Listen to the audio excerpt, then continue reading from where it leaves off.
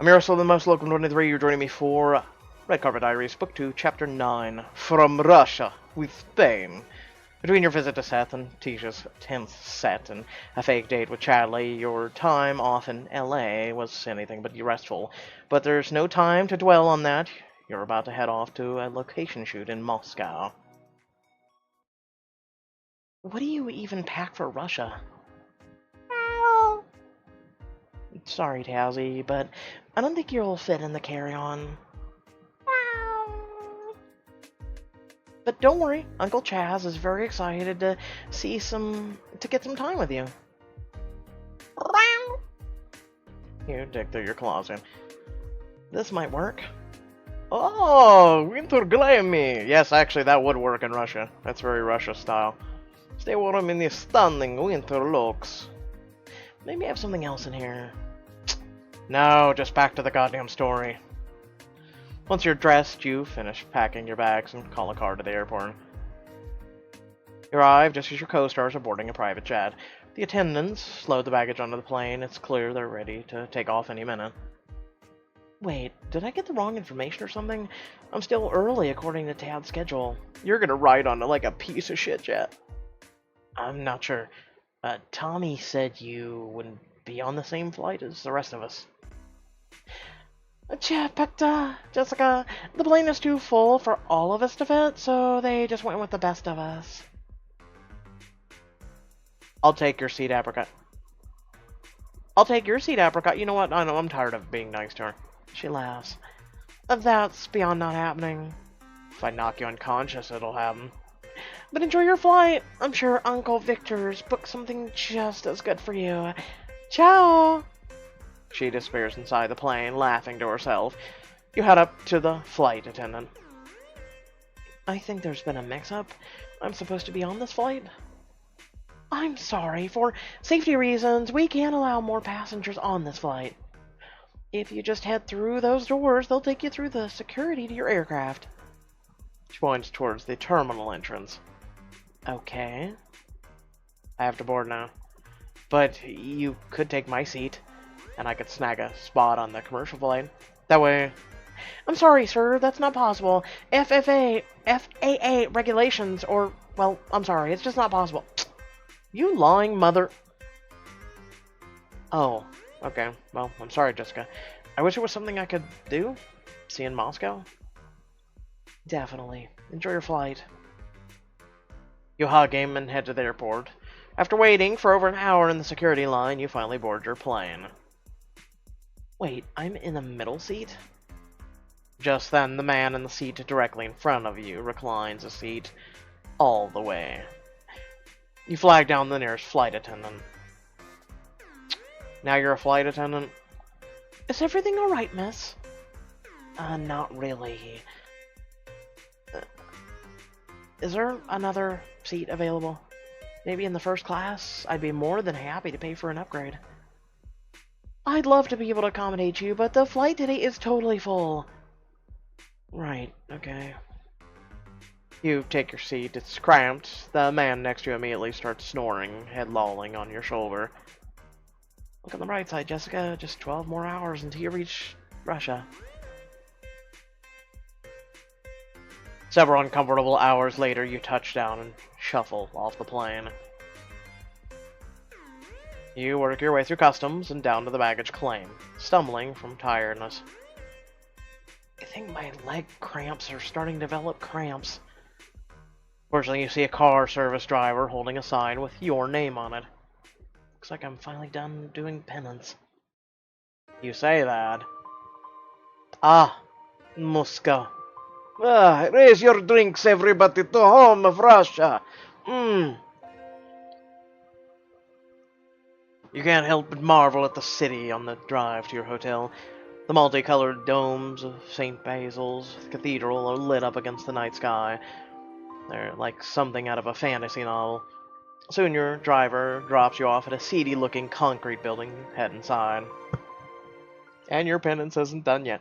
And flinch away from the scene. Every surface is grimy, dingy, and a light overhead flickers ominously. Hello? Is anyone here? hacking wet cough announces the lobby attendant before he appears around the corner. Da, here. Oh, is this a hotel? Because I think I have a room here. In the name of Jessica. Da. Follow me this way.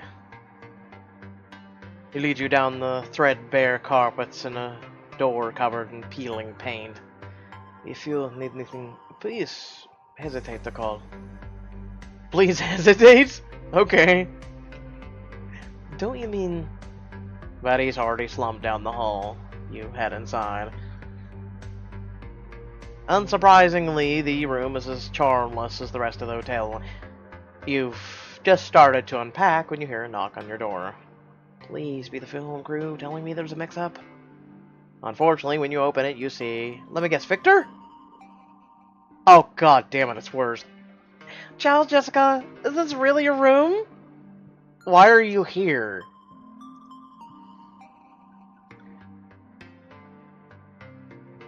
Yes, is yours nearby? Not too far away. But I'm not staying in the scrap hole, if that's what you meant. I think I'm getting scabies just standing here. So, you're not staying in the hotel. What about the rest of the cast? Oh, we're all at the Roshkosh next door. Oh my god, this word. Appartamenti? That's Russian for luxury, which is so spot on for that place. Have you ever heard of a caviar facial? Apparently it's amazing for your pores, though the attendant said mine were already so perfect that it was really more like about the experience. Sounds relaxing. Yeah, I want to have fish smeared all over my face. They must have given all the rooms to the people who really matter to the production. But I'm sure you're fine here, right? Though I hope you don't have to bed bugs. You don't need anything make it harder for you to look good on camera. Is there something you need, or you just come to gloat? Gloat? About what? The fact that it's clearly you're barely hanging onto your roll? No need to dwell on that. I'm pretty sure it's obvious to everyone by now. She smirks, then turns on her heel and disappears down the hall. Exhausted, you find a clean-looking spot on the bed, gingerly lay down, and pull out your phone. Okay, just don't think about what else has touched this comforter, or seeped into it. Are you at the Roshkosh, too? Yeah. Lucky. I need to borrow your shower at some point. Wait, aren't you staying here? No. I'm next door at the... Actually, I think it's just the cement building next door. Which tells you a lot about how awesome this place is. Ugh, that sucks. Can I take you out to cheer you up? The concierge said he could get reservations at the Sonaria Palace. It's this crazy fancy restaurant in an actual palace. Let me guess, diamond? Oh boy! Because I already want to spend diamonds on this book. That sounds amazing. But I think I just need to sleep. Middle seat coach didn't really let that happen. Jeez, Victor really has it in for you, huh? Apparently. See you on set tomorrow. Sleep tight. There's a roach crawling on me! You silence your phone and cautiously peel back the comforter. I'm just gonna leave that on the floor. You turn the lights out and climb between the scratchy sheets. Luckily, you're so tired that you fall into a deep sleep almost immediately. The next morning, you wake up feeling itchy but rested. I guess it was a good thing I was so tired. Clean up and head over to the location for the day's shoot. The cab deposits you in a run-down neighborhood, or warehouse neighborhood. The buildings are blocky and charmless, and the wind is biting. You wrap your arms around your body, shivering. I really should have packed some warmer clothes. Then why did you go out in a dress? Matt waves to you from across the parking lot before disappearing into the wardrobe trailer. You spot Tommy and your other co-stars near some scaffolding at the back of the building. Tommy sees you and gives you the double finger gun. I'm gonna shove those up your ass. There she is! I was worried you might have got lost. Jay, just sit down? Wouldn't that have been nice?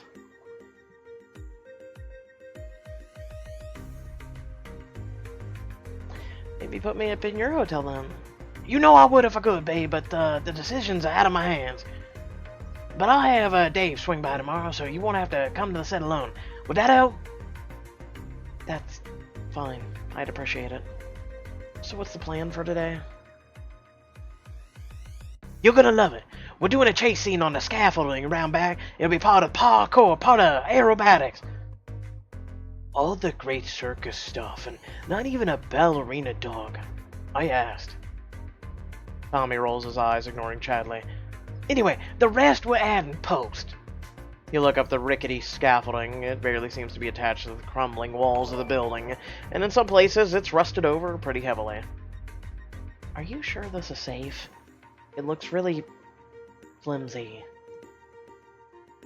Isn't it great? The audience would be choking. They'll be so nervous. But what about us? I'm not some expert of parkour. I really don't think we should... Burst out laughing, holding up a hand to stop you. You'll be in the harness, obviously. What did you take me for? A puppet? Really? He grabs a harness, tugging it sharply to show how sturdy it is. It makes an unnerving creaking sound, but holds firm. See? Safe as can be. Tommy, what if we tried something else? Somebody's gonna get hurt. Tugging on a harness is different from asking it to hold an entire person several stories above ground. And besides, that scaffolding looks like a tetanus time bomb. It's not my fault if you're not up to the date on your shots, Jessica. Listen, I get it. You're nervous type. That's okay. In fact, you can use that. It'll make the fear look real on camera. Wait, I've got it. We could add all this stuff in post. Then we wouldn't have to put everyone in so much danger, and... He pinches the nose of his bridge. Wow, the bridge of his nose, exhaling in frustration. The only real danger here is you getting on my nerves. This is what we're shooting today. You'll be in the harness, so stop complaining, alright? Alright. Matt emerges from the trailer and walks up next to you. You ready for this? That's a hard no. Apricot flounces over, hip checking you to one side on her way to the harness. Chadley and I are ready, Tommy. Some of us are here to do our jobs, not to whine. Didn't you whine, like, all through this book so far? Thanks, babe. I'll tell you, Uncle, what a professional you were. Don't kill him, please don't kill him. Anyway. She smiles and the crew straps her and Chadley into the harnesses. Alright, so plan is for the Wraith to spider up the section of scaffolding, with the Chadley chasing her. I'm trying to catch a spider? No one told me that. I don't do spiders, Tommy. Ask my agent. It's Apricot, buddy. She'll climb up and you'll follow 5 seconds behind. Handlebars are marked in red for her, blue for you. No spiders involved. Oh. Well, if you promise, I hope there's a goddamn spider. Once we finish shooting you two, we'll move to Jessica and Matt on the western edge of the building. Got it? Everybody nods. Then action! Apricot starts nimbly scaling the building, then the scaffolding shakes as Chadley starts up behind her. You won't get away from me. The two weave their way up the rickety scaffolding and onto the platform at the top. And cut! He waves up to the top of the building. Crew members flash him a thumbs up and help Chadley and the Apricot onto the roof and out of their harnesses. So Jessica, think you can handle it? Well, if she can, hell yes. Oh, pull his claws back. He makes a hissing sound, curling his fingers through the air at you. I just been... Nah, I'm kidding, babe. Whatever motivates you to get the take, right? Move to the opposite end of the building, where the crew members are waiting to strap you and Matt into harnesses. Once you're clipped in, Matt pulls you into a little sideways hug. Sure you're okay, Jessica? We can ask them not to shoot it. No, I'm okay. I just want to get it over with. He laughs and lets you go. The two of you move to your marks. Alright, kiddies. Same deal. Matt goes up first using the red handlebars. Jessica, you follow behind with the blue. Got it? You both nod. Then action! Oh, this is new music. I like this. Matt starts off on the side of the building, pulling himself up the scaffolding with surprising ease. He turns to leer at you. You're cornered, Falcon. Give it up. Didn't you know, Agent Warren? Falcons can fly. He turns and keeps climbing. Jessica, now! Start after! Use the blue. Start climbing after Matt, pausing only to glance back at Tommy. He flashes you a thumbs up and you continue up the building. The two of you climb higher and higher. The scaffolding judders under your weight. I was planning to let you live, but you started to get on my nerves.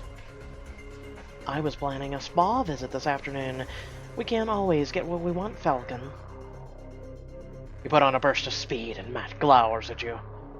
You'll pay for this. Climb higher and higher. The stiff wind you felt at the street level grows sharper and colder. Matt turns to look over his shoulder as he reaches for his next handhold. When my plan is executed, I'll save a special... Ah! The scaffolding has snapped beneath his weight. Matt tries to regain his footing, but he can't hold on. Matt, are you... He plummets 10 feet, 20, and then... Whoa there! The harness snaps him to stop 20 feet above the ground. The crew manning the harness from the roof start to lower him down when... Ah! The harness cord frays and snaps in half. Matt plummets to the ground with a sickening thud. Matt! Matt! The frantic, you scramble down the scaffolding, too scared to trust your harness. After what seems like hours, you reach the ground. Crew members are already swarming around him. Matt, are you okay? He reaches a hand up, feebly, then it drops to his side. He's lost consciousness. The crew murmurs nervously as an ambulance pulls up to the scene. This could have happened on any production. They'll know it was a freak accident, won't they? You watch the paramedics strap Matt to a gurney and load him into the back of the ambulance as Tommy gawks a few feet away. And we told you this was going to happen, Tommy. They're pulling the doors closed. Shh! God damn you. Tommy, get in the ambulance. What? Why would I? Your star just seriously got injured on set in a foreign country. You have to ride along to make sure he's okay. Oh, right. Oh, okay. Oh, yeah. Yeah, I can do that. He swallows hard, then hops in the ambulance next to Matt. The paramedics pull the door closed, and the ambulance squeals away. For a few seconds, everyone stares, stunned. Eventually, crew members start to wander off, faces drawn, heads down. Will he be okay? I don't know. I hope so. He lets out a tiny sob and runs off. Soon it becomes clear that you can't continue for the day, and you all head back to the hotels. Please let him be alright. The next morning, you head to the set, unsure what will happen next. The cast and crew are gathered in a little huddle around Tommy. You find a spot near the back, he clears his throat. Now that everyone's here, I have an announcement. He swallows awkwardly. I'm sure you all have concerns over what happened yesterday, which of course would have happened on any production. But it happened on yours, so it doesn't matter. Let me just start by reassuring everyone that Matt's alright. He had some pretty serious injuries, a broken leg, and some vertebrae fracture. Jesus Christ. Good job, Tommy. You have literally screwed this man up for life now. But he came through surgery okay, and the doctors think his prognosis is good. You call that alright? Obviously, we're all worried about Matt's health, but we also need to worry about the health of the production. That's why I'm going to have to ask you all to keep quiet about the accident. No talking to the press, no social media mentions, nothing.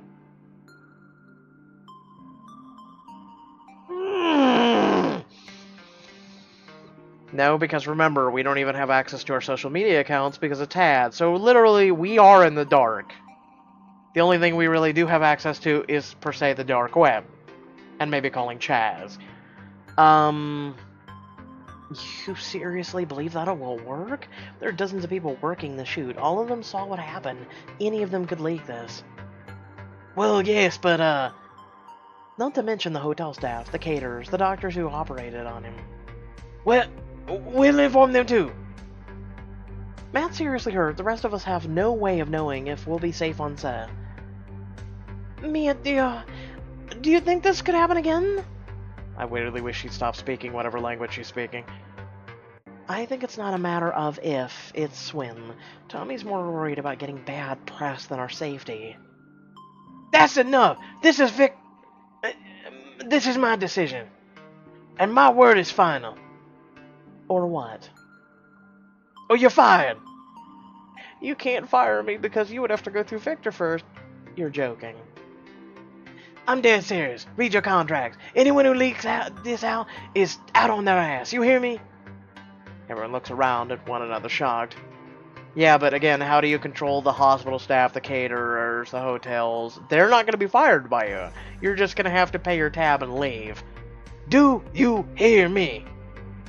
Startled people nod, the crowd silent. Good. Okay, good. Dave and I are going to be working out the shoot details. The rest of you, get ready. Before you can say anything else, he rushes off to his trailer, Dave trailing meekly in his wake. The crew disperses quickly, but you, Apricot, and Chadley stand around anxious.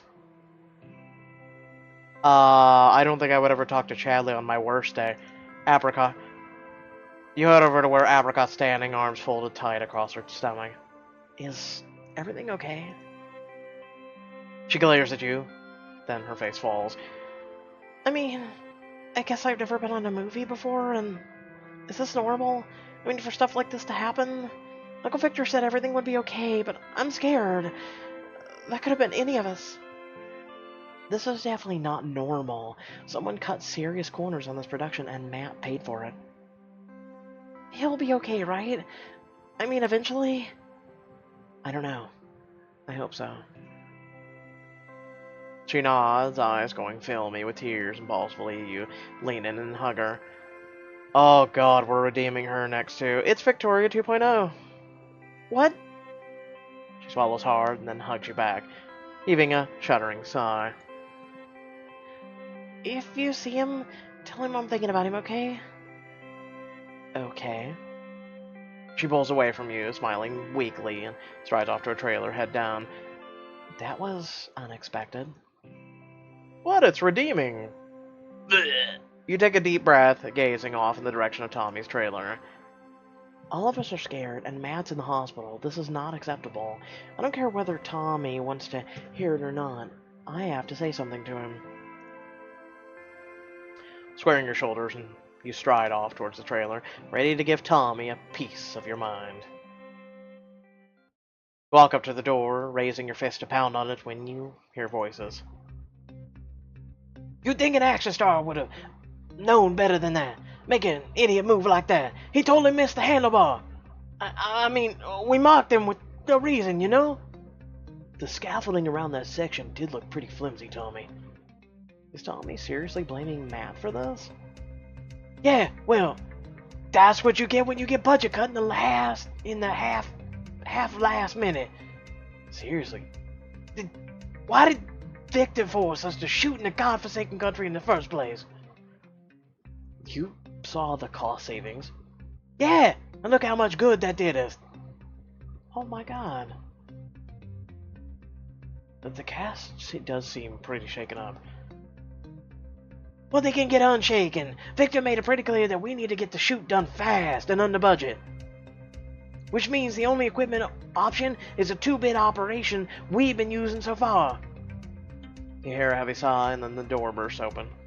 Jessica, can I help you?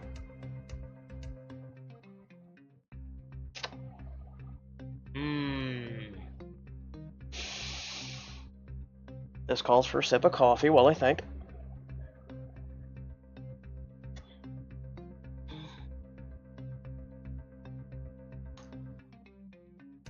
So, I don't think laying into him is going to do anything, because remember, this is all Victor. This is all Victor. Even Tommy's hands are tied. You can lay into him, you can punch him, you can beat this man half to death. There's nothing he can do because it's all Victor. So keep quiet with this knowledge. No, I just wondered what we were shooting today. Since Matt's out, I mean. Oh, well, Dave and I are still sorting that out. We'll let you know shortly. The two of them disappear around a corner. You clench your hands in a fist, frustration surging through you. Victor trying to save a quick buck. Almost cost Matt his life. And it sounds like he has no intention of letting Tommy make the set safer. This can't go on. How many people will get hurt? You pace the parking lot in front of Tommy's trailer for a few minutes, racking your brain for a plan. Then it hits you. Gag order be damned. I have to say something, otherwise nothing will change. I know someone who absolutely loves the inside scoop on all things celebrity. He'd kill to break the story. Who?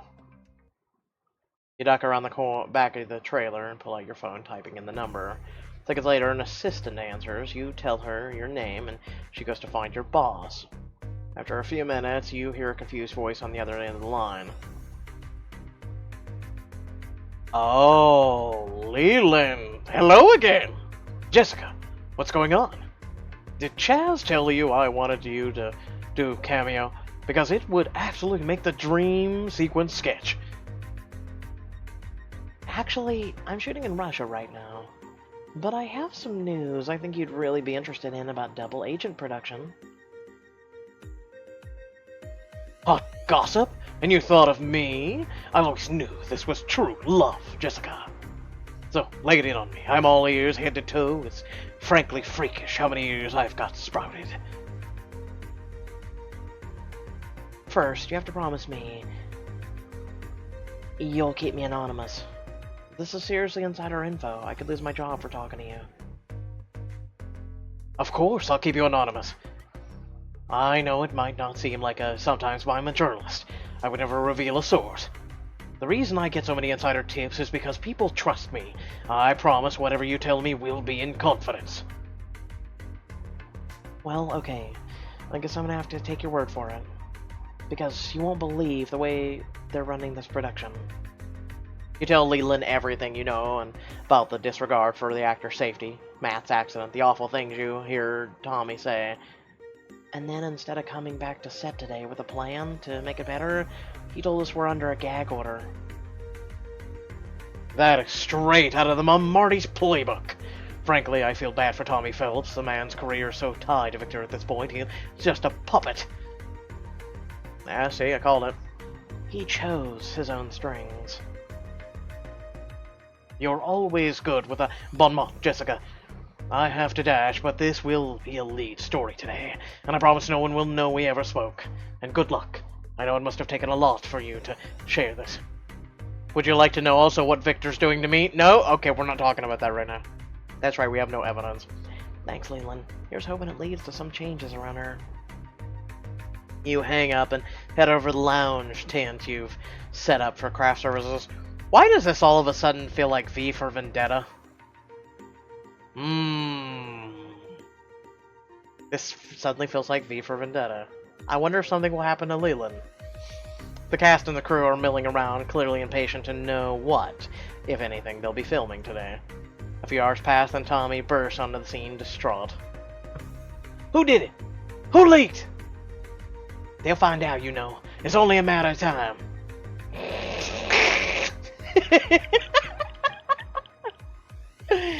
Could you imagine keeping a straight face right now?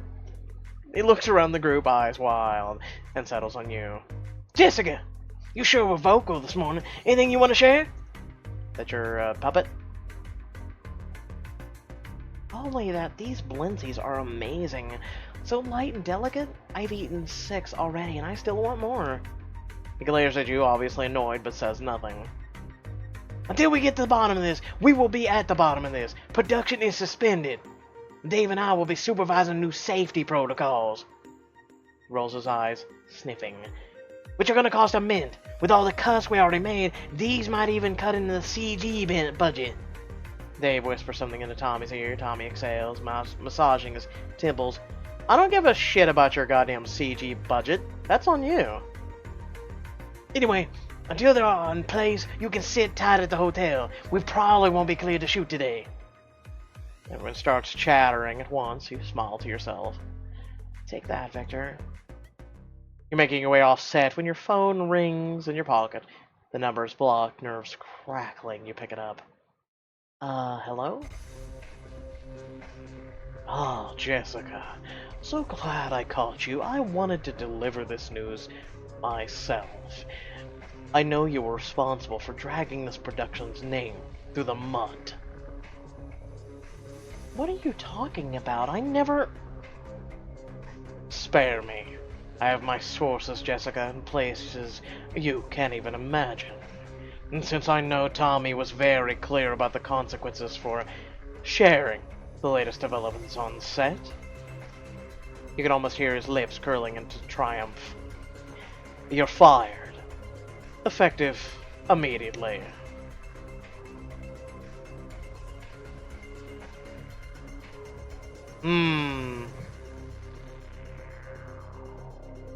Plead your case or act defiant? Act defiant. Good. I don't want my name associated with the kind of production that... He talks right over you. And Jessica, if you thought you saw my bad side before, brace yourself. The gloves are coming off now. Oh no, whatever will I do? Hold on. Oh no. My hands are on my cheeks. I am so in terrifying shock. After Matt's terrifying accident, you thought blowing the whistle on the production might be safer. But instead, it's gotten you fired. Will your career be the next casualty? Find out on the next chapter of Red Carpet Diaries. So, pretty much long story short, I have no idea.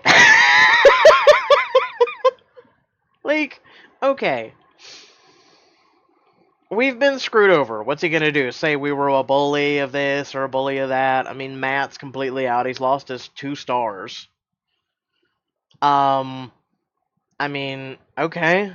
Well, since we're fired, guess what? We're not under Tad's shit anymore, right? He can't control our social media accounts. We don't have to pay the 10 million. We don't have to do any of this anymore. So, I mean, what do you guys think? Let me know in the comment section below, for you guys on YouTube. Do keep in mind that we do live stream choices on Twitch every Monday, Wednesday, and Friday, so you guys should really think of tuning into that. There's a link in the description for that as well. And remember, if you did enjoy the video, please like, share, and subscribe. Head down description below, links to social media or Discord, and a few links to support me and my content. For you folks on YouTube, thank you all for tuning in. And, well, I will see you guys for AME. That's up next. Peace out.